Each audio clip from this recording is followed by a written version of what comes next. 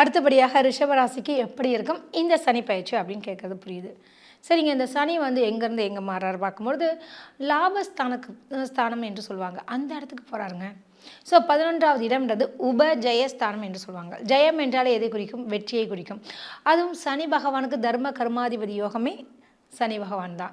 அதாவது நமக்கு யோகக்காரகன். எல்லா ராசிக்கும் சனி பகவான் நல்லது செய்வார் சொல்ல முடியாது.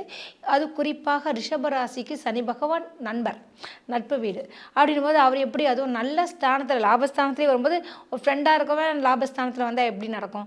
நல்லதே நடக்க போது. உங்களுக்கு என்ன பிரச்சனைகள் வந்தாலும் அவர் உங்களை காப்பாற்றுவார். ஒரு பெரிய பெரிய விஷயத்துலேருந்து நான் எஸ் ஆனேன்னா இந்த 11ல் இருக்கக்கூடிய சனியால் தான்.